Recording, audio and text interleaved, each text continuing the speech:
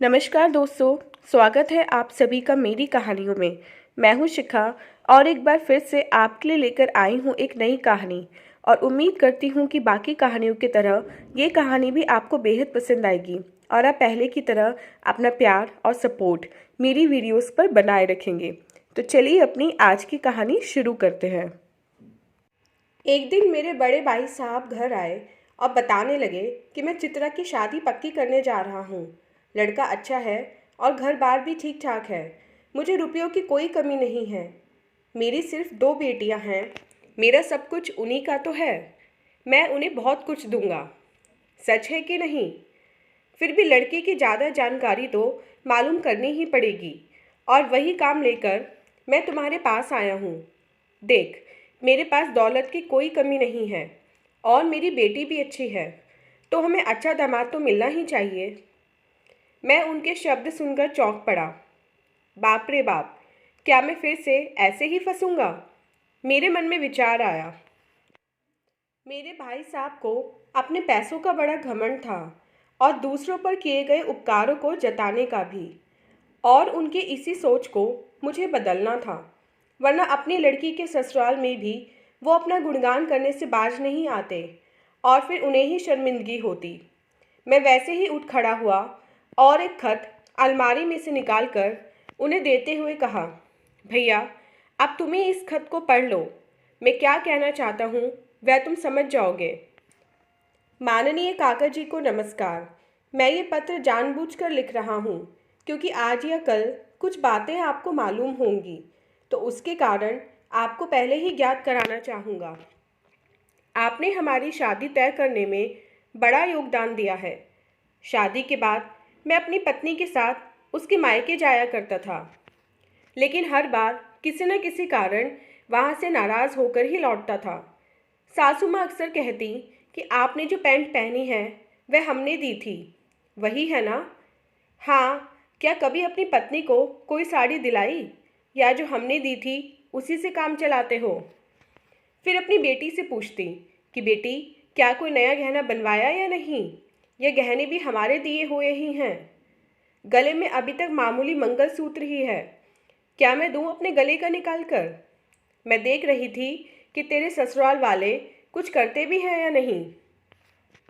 मेरी सास हमारे घर में आती तब भी वही ढाक के 3 पात। यह थाली हमारी दी हुई है ना? ये सेट इतनी जल्दी क्यों निकाला है? वह दूर दूर के रिश्तेदारों को हमारा घर दिखाने लाती और बताती कि बेटी की गृहस्थी के लिए हमने सब कुछ दिया है।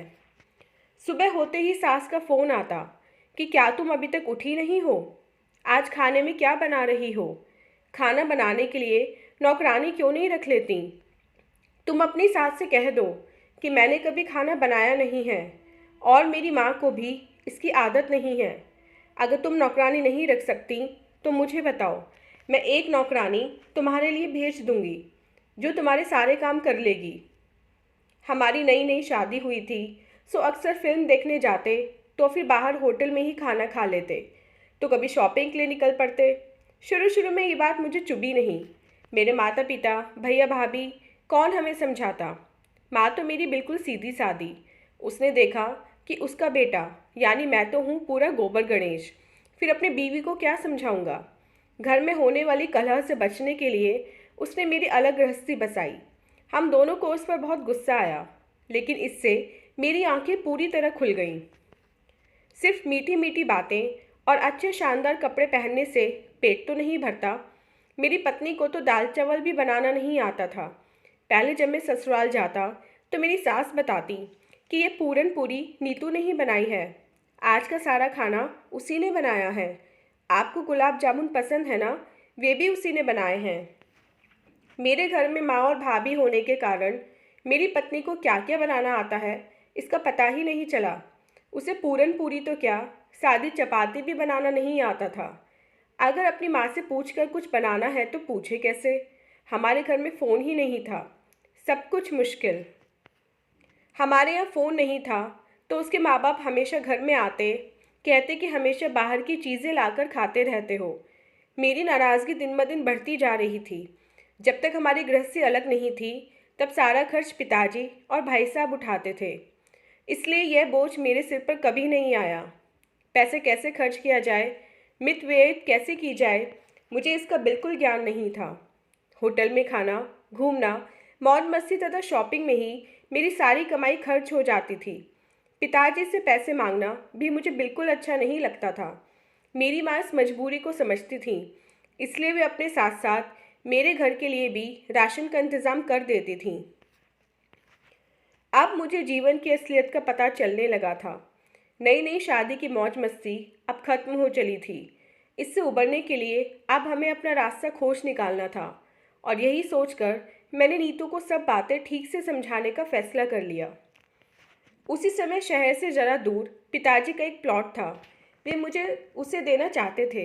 ये बात उन्होंने मेरे ससुर को बताई तो उन्होंने घर बनाने के लिए रुपया दिया। हम सबसे ज़रा दूर रहने के लिए गए, इसलिए बहुत से सवाल अपने आप हल हो जाएंगे। अतः बंगला बनने तक मैं खामोश रहा। नए घर में रहने के लिए जाने के बाद मैंने अपनी पत्नी को समझाया कि अब मेरी कमाई में ही घर का सारा खर्च चलाना है। उसने मितव्ययिता शुरू कर दी। हमारा बाहर घूमना फिरना बंद हो गया। शुरुआत में उसे घर के काम करने में बड़ी दिक्कत आती, इसलिए मैं भी उसे सहायता करता था। धीरे धीरे उसने खाना बनाना सीख लिया। शहर से ज़रा दूर होने से अब मेरे सास ससुर का आना जाना ज़रा कम हो गया था। लेकिन सास जब कभी हमारे घर आती तो फिर शुरू हो जाती कि नीतू तुम कैसे अपनी गृहस्थी चलाती हो, तुम्हारे घर में यह चीज़ नहीं है, वह चीज़ नहीं है।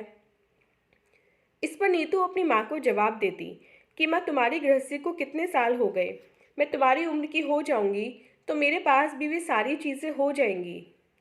मुझे न बताकर मेरी सास हमारे लिए कोई चीज़ लेकर आती और कहती कि सुदेश बेटा देखो मैं तुम्हारे लिए क्या लाई हूँ, तुम्हारे पास यह चीज़ नहीं थी इसलिए ले आई हूँ, यह इम्पोर्टेड माल है, मुझे तो इंडियन चीज़ें ज़रा भी पसंद नहीं आती। मैं भी नहले पर दहला मारता कि हाँ, लेकिन मुझे भी दूसरों की दी हुई चीज़ें पसंद नहीं आती। मेरी पत्नी नीतू न मुझसे कुछ कह पाती और न अपनी माँ से, लेकिन मेरी नाराज़गी की वजह अब वह समझने लगी थी। वह अब घर के सारे काम खुद करने लगी और मेरे प्यार के कारण अब उसमें आत्मविश्वास जागने लगा था। अतः अब उसमें धीरे धीरे परिवर्तन होने लगा। अब वह अपनी माँ से सीधे कह देती कि माँ अब तो मेरे लिए कुछ न लाया करो, सुदेश को भी तुम्हारा बर्ताव पसंद नहीं आता और इससे हम दोनों के बीच मनमुटाव होता है और झगड़ा होने लगता है। दूसरों की भावनाओं को समझना मेरी सास ने कभी सीखा ही नहीं था और शान दिखाने की आदत कैसे छूटती। अब मुझे अपनी आमदनी बढ़ाकर इन सब से छुटकारा पाना था। संयोग से मेरी कामना पूरी होने लगी। मैंने एक लघु उद्योग शुरू किया और वह फूलने फलने लगा। अब कमाई बढ़ने लगी, लेकिन यह बात मैंने नीतू से छिपाए रखी। इसी बीच मेरे ससुर ने अपनी उम्र के 59 साल पूरे किए। इस अवसर का मैंने लाभ उठाने का फैसला किया और अपने माता पिता से कहा कि मैं अपने ससुर की 60वीं वर्षगांठ मनाने जा रहा हूँ। मेरा ये प्रस्ताव सुनकर माता पिता खुश हो गए। माँ बोली कि दामाद भी तो बेटा ही होता है, अच्छा कर रहे हो बेटा। लेकिन माँ को मेरी तिरछी चाल ज़रा भी समझ में नहीं आई। मेरे सास ससुर को जब ये बात पता चली तो वे बहुत खुश हो गए। इस पर मेरी पत्नी जरा छटपटाई, क्योंकि उसके माता पिता के लिए मेरे प्यार से वे अच्छी तरह वाकिफ़ थी। अतः मेरे आयोजन के बारे में उसके मन में शंका थी। ये बात उसके चेहरे पर साफ झलकती थी। समारोह के दिन सुबह होम हवन और पूजा के बाद सारे पुरोहितों को ससुर के हाथों किसी को चांदी का बर्तन, किसी को चांदी की कटोरी तो किसी को चांदी की थाली आदि मेरे घर की महंगी चीज़ें दान करवाईं। उपस्थित ब्राह्मण और मेरे रिश्तेदार यह देखकर चकित रह गए। छोटी मोटी वस्तुओं को मैंने घर के कोने में सजा रखा था, अतः मैं उन्हें आंगन में ले आया। मैंने मेरे नौकर से सुबह ही कह दिया था कि वह झोपड़पट्टी में रहने वाले गरीबों को वहाँ लेकर आए। उन्हें अंदर बुलाया गया और सास के हाथों से एक एक चीज़ का बंटवारा होने लगा। एक एक चीज़ देते समय सास का चेहरा उतर गया था। आखिर उन्होंने मुझसे पूछ ही लिया कि अरे सुदेश, ये तुम क्या कर रहे हो? मेरी दी हुई सारी चीज़ें गरीबों में क्यों बांट रहे हो? लेकिन सारी चीज़ों का बंटवारा होने तक मैं खामोश रहा। फिर बोला कि हाँ, वे सारी चीज़ें आपने हमें दी थीं। अब अपने ही हाथों से आपने उन्हें गरीबों में बांट दिया है।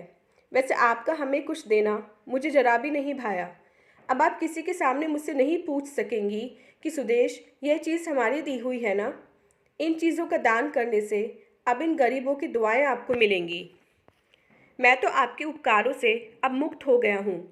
सब लोगों के सामने मैंने अपने ससुर के हाथ में बंगला बनाने की लागत का चेक रख दिया और उन्हें नमस्कार करते हुए बोला कि यह रकम आपने मुझे बंगला बनाने के लिए दी थी। ये राशि मैं आपको लौटा रहा हूँ। बहुत सी संस्थाएं गरीबों के लिए काम करती हैं।